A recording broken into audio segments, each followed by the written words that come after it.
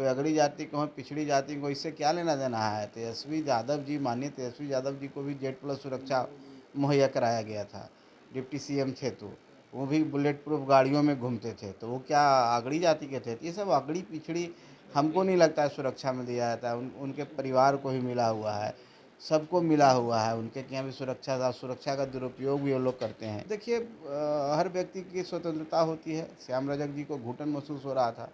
वो जिस समाज से आते हैं, पिछड़े और दलित समाज से आते हैं, वहाँ पर देखें कि उसके उसके साथ न्याय नहीं मिल रहा है। वहाँ पर उनके साथ अन्याय किया जा रहा है और उनको लगा कि यहाँ पर हमारा गुजारा नहीं होने जा रहा है, तो वो पार्टी छोड़ करके अलग हुए हैं। और उनका क्या निर्णय है वो तो स्वयं स्वतंत्र हैं। कहाँ जाएंगे, किस पार्टी में जाएंगे, अपनी पार्टी बनाएंगे, क्या करेंगे, इसकी जानकारी मुझे नहीं है। सुरक्षा को लेकर के देखिए सियासत शुरू हो गई है और इसी क्रम में नेता प्रतिपक्ष तेजस्वी यादव ने भी सवाल खड़े कर दिए हैं। कह रहे हैं कि अग्रय जाति को ही सिर्फ सुरक्षा क्यों, पिछड़े और दलित जाति के लोगों को सुरक्षा क्यों नहीं।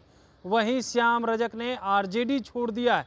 इसको लेकर के भी जब सवाल किया गया, बिहार सरकार के मंत्री हैं संतोष कुमार सुमन, तो वो क्या कुछ कहते हुए नजर आ रहे हैं, सबसे पहले आप वो सुने। देखिए, कौन बोल रहे हैं तो मैं नहीं जानता जिन किसकी मानसिकता है। हम तो इतना जानते हैं सब इंसान है। बुलेट सबको अगड़ी पिछड़ी देख के नहीं लगता, किसी को भी लग सकता है। इसमें जातिगत राजनीति का बढ़ावा नहीं देना चाहिए। जो इसके चैंपियन रहे हैं, अगर उस तरह के लोग बोलते हैं, जहाँ तक सुरक्षा देने की बात है तो सुरक्षा का अपना एक क्राइटेरिया होता है, एक इनपुट आता है एजेंसियों के द्वारा।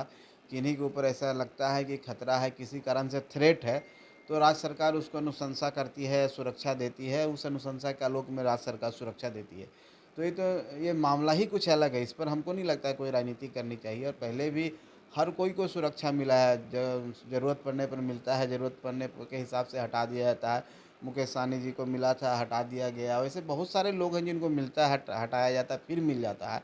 हम समझते हैं सुरक्षा के नाम पर राजनीति नहीं करनी चाहिए।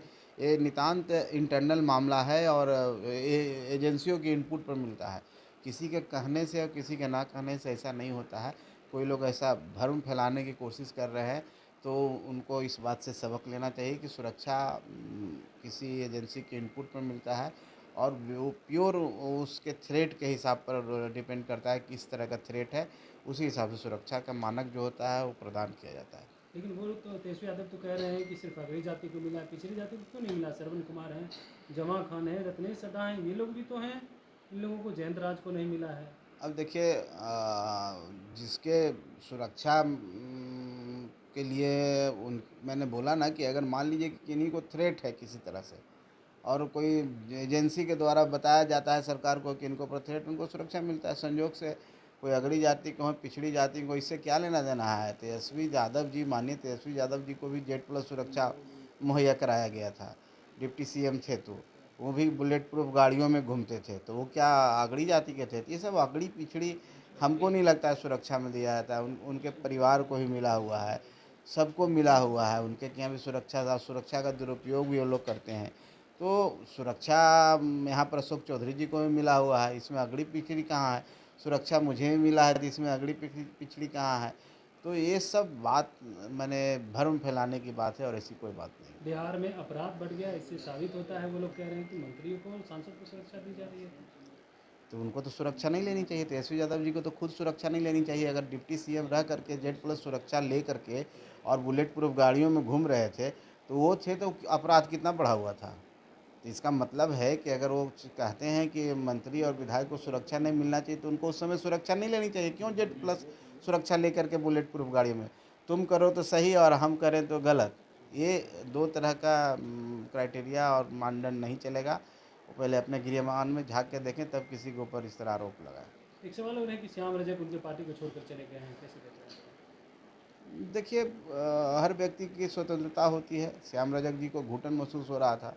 वो जिस समाज से आते हैं, पिछड़े और दलित समाज से आते हैं, वहाँ पर देखें कि उसके उसके साथ न्याय नहीं मिल रहा है। वहाँ पर उनके साथ अन्याय किया जा रहा है और उनको लगा कि यहाँ पर हमारा गुजारा नहीं होने जा रहा है, तो वो पार्टी छोड़ करके अलग हुए हैं। और उनका क्या निर्णय है वो तो स्वयं स्वतंत्र हैं। कहाँ जाएंगे, किस पार्टी में जाएंगे, अपनी पार्टी बनाएंगे, क्या करेंगे, इसकी जानकारी मुझे नहीं है। लेकिन राजद में लोकतंत्र खत्म हो चुका है।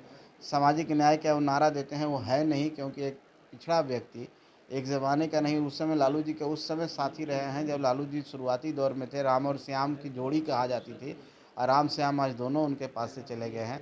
अब समझ लीजिए कि 2 जोड़ी जो सबसे इम्पोर्टेंट जोड़ी थी वो चले गए हैं। अब उनका क्या हर्ष होगा, ये भगवान ही बता सकते हैं। हाँ, एक सवाल और है, उपेंद्र कुशवाहा को 2 साल और मनोज मिश्रा को 4 साल के लिए राज्यसभा भेजा गया। इस पे भी कह रहे हैं कि देखिए कुशवाहा हैं, एक मिश्रा जी हैं, इसीलिए कुशवाहा जी को 2 साल के लिए दिया गया है। मांझी जी के साथ भी उसी तरह अन्याय हुआ है।